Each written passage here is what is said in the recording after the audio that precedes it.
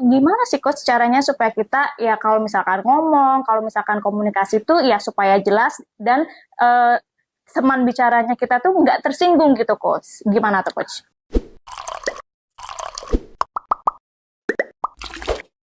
Halo teman-teman semuanya, balik lagi dengan aku Vika di NLP for Business. Nah, di kesempatan kali ini kita akan membahas nih tentang komunikasi. Nah, penasaran kan? Yuk kita langsung aja tanya ke Coach Arif. Halo Coach. Halo. Oke, Coach. Langsung aja nih ya, Coach ya. Oke, ini kan komunikasi ini kan merupakan apa ya, hal yang harus kita lakukan setiap hari itu ya, Coach ya.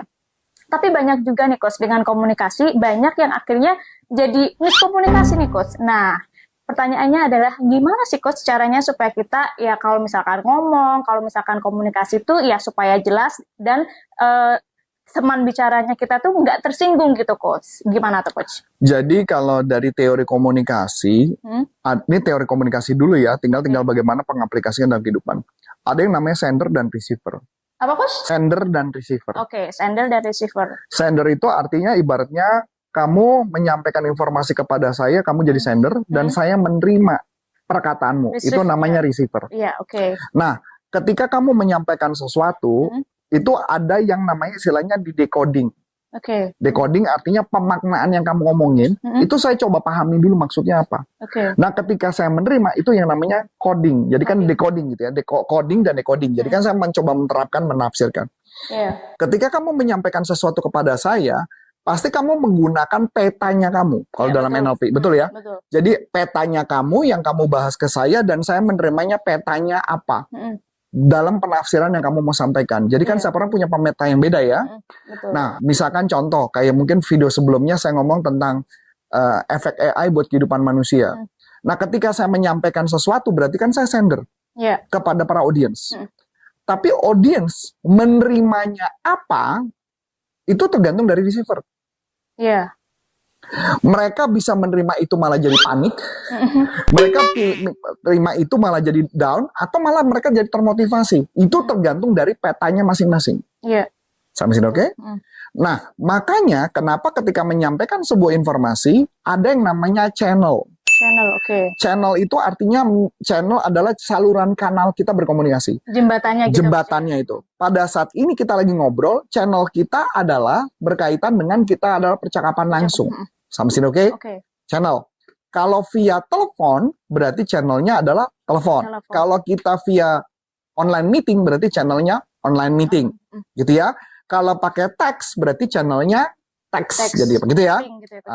Nah, selama kita bikin rekaman ini kita ada di luar. Dan saya nggak tahu beberapa yang teman-teman di sini mendengar suara dengan baik atau enggak. Karena ketika kita ngobrolnya, ada berapa kali motor lewat. Betul. Ada orang yang teriak-teriak. Betul ya? Nah, itu artinya ketika kita media langsung saja, ada yang namanya noise. Noise. Betul ya? Banyak banget noise-nya. Bahkan noise itulah bisa mengganggu percakapan saya mau ngomong apa, kamu mau ngomong apa. Betul ya? Kita lagi ngobrol berdua tadi, Friska memberikan peringatan kepada saya karena untuk mencegah hal tertentu, itu pun juga bisa membuat saya jadi blank. Noise juga kan artinya. Nah, ini menunjukkan komunikasi itu menjadi problem karena masalah noise. Kebetulan kayak kemarin Friska, kebetulan dia mengikuti satu event besar bersama Bu Ana, itu pasti suaranya berisik banget ya, Vicky. Fris ya? Ramai banget ya. Begitu ngobrol pun nggak mungkin pakai jarak gini kan? Iya, apa-apa, betul ya. Nah, itu juga sama kan, berarti noise. Nah, udah noise pula, mungkin bisa saja orang salah persepsi. Betul dong. Nah, karena noise itu. Jadi, percakapan yang paling penting itu berkaitan hal itu. Jadi, tugas kita adalah kalau dalam komunikasi, adalah bukan hanya noise saja, tapi ada noise lagi yang berikutnya. Dari diri kita masing-masing. Contoh, dalam percakapan kita ini kita jam 2.49. 2.49 dan saya belum makan. Karena memang lagi masih masa puasa. Berarti saya udah mulai mikir nih, wah lapar nih, mau makan nih. Nah, itu juga noise. Begitu juga kamu. Gitu ya. Noise-nya apa? Ini gue ada kerjaan nih, gue mau pulang nih, gue mau apa? Ini malam Sabtu, besok weekend mau nonton Korea yang mana? Iya. Oh iya, ntar lagi gue mau bulan puasa nih. Bulan puasa gue mau sahur apa ya? Pertama, macam-macam kan? Iya, banyak. Nah, itu noise. Jadi ada noise secara fisik di media kita, ada noise di dalam pikiran kita masing-masing. Nah, itulah yang membuat kenapa komunikasi menjadi problem. Sama seperti ketika kamu menyampaikan sesuatu, anggaplah memang saya atasan kamu, ketika saya menyampaikan sesuatu ke kamu, atau kamu menyampaikan sesuatu kepada saya sambil chatting. Ya, Fik, kamu mau ngomong apa, Fik? Ya, terus lanjutkan nih, Fik. Apalagi. Nah, ketika saya chatting ini apa yang terjadi? Ini terjadi distraction. Yang menyebabkan ketika saya chatting, saya tidak fokus lagi kepada kamu. Yang lebih parahnya dalam NLP mengatakan ya, informasi apapun yang kita pelajari, itu rumusnya adalah 7 plus minus 2. Apa tuh coach maksudnya? 7 plus minus 2 artinya hanya 5 informasi yang bisa kita dapatkan sampai 9 informasi yang bisa kita dapatkan dalam satu kali percakapan. Misalkan sampai contoh, tadi yang saya ngomong. Kita ngobrol nih. Ada suara ya? Ada. Las Pesawat ya? barusan juga. Suara pesawat ya? Iya, Udah 2 noise ya? Betul? Sekarang masuk motor nih. Iya, motor nih. Motor sama mesin las ya? Lasan, Berarti udah 2 noise ya? Karena saya udah 2 noise, berarti kan ada 2 informasi yang harus saya coba abaikan. 3 adalah saya ngobrol sama kamu. 3. 4. Mungkin saya mikirin lapar. Iya, karena belum makan siang. Iya, Coach, ya. udah 5 dong. Nah, kalau saya kondisinya dalam kondisi letih, itu pasti apapun yang saya ngomongin otak saya udah gak jalan. Saya udah ke distract gitu loh. Nah, makanya kenapa ketika percakapan ditambah lagi misalnya saya pegang handphone, udah 6. Maka apapun yang kamu sampaikan ke saya, Nggak bisa akan jadi saya nggak akan terima. Saya cuma bilang iya, habis itu tanya, Tapi, yang mana ya? Betul. Nggak ngerti apa yang diomongin, betul nggak? Betul. Nah, kayak gitu. Saya ambil contoh lagi. Kebetulan teman saya tadi barusan chatting ke saya. Beberapa jam yang lalu, dia chatting ke saya, dia kirim ke saya. Ketika dia kirim informasi, saya nggak nangkep apa itu maksudnya. Jujur nggak nangkep maksudnya apa.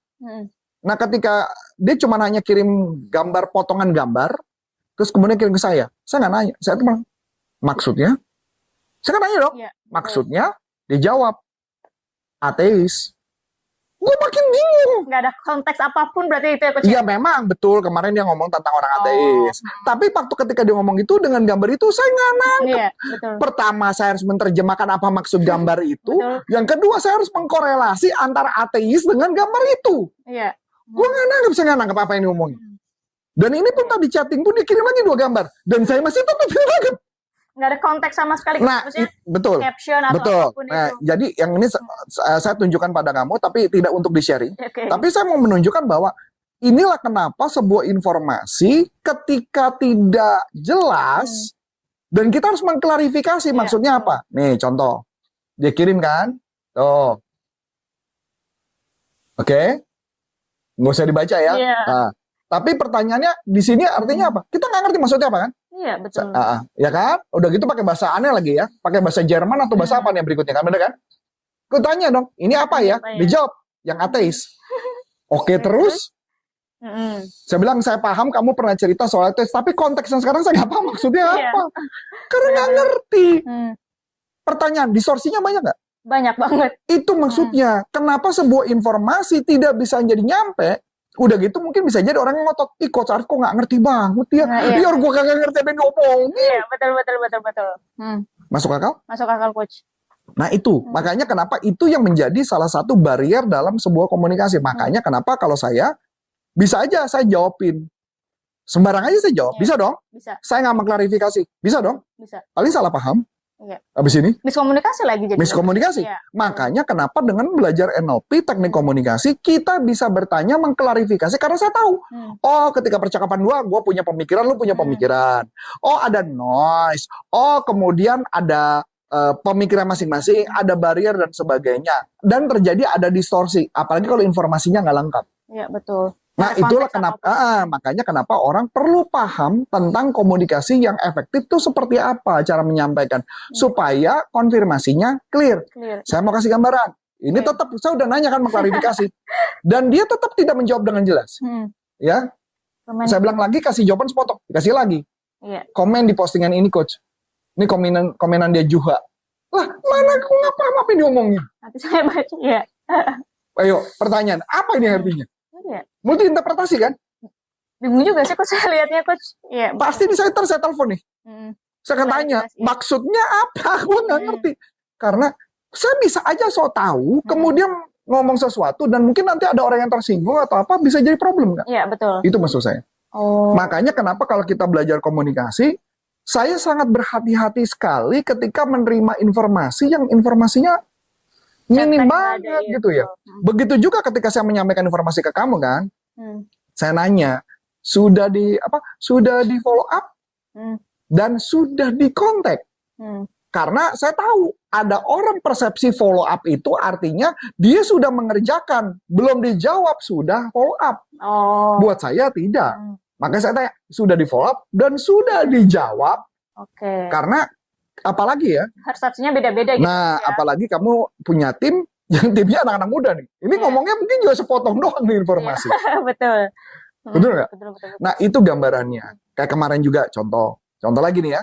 Kemarin Friska pulang malam gitu kan. Nah terus kemudian Bu Ana bilang, oh ada souvenir buat Friska. Souvenirnya adalah tas notebook. Gitu kan? Tadi saya konfirmasi. Saya juga ngeliatnya kayak tas notebook gitu, karena jadi barang itu di belakang lewat ke depan ke Friska. Jadi saya berasumsi itu tas notebook beneran. Kelihatan ramping berarti ya. Kelihatan ramping. Ya karena semua tas juga sebenarnya ramping juga kan. Ya bener juga sih.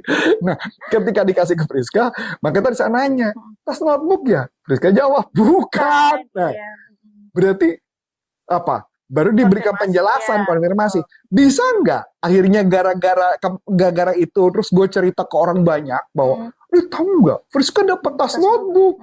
Kayak anggaplah itu seperti gosip yang nggak guna, yang jelekin Friska misalnya. Kan orang lain jadi bisa tersinggung kan, bisa, ih enak banget Friska yang gini.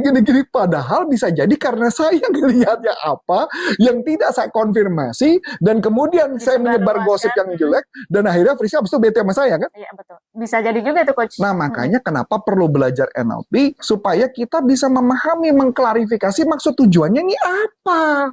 Oke, iya betul sih Coach. Kalau misalkan gini nih Coach, kalau misalkan kita udah terlanjur nih Coach miskomunikasi, lawan bicaranya jadi mungkin bete ya Coach ya. Nah itu apa yang harus kita lakukan nih Coach? Sebenarnya buat ya mengklarifikasi nggak ada. Kalau makanya kenapa perlu belajar NLP komunikasi?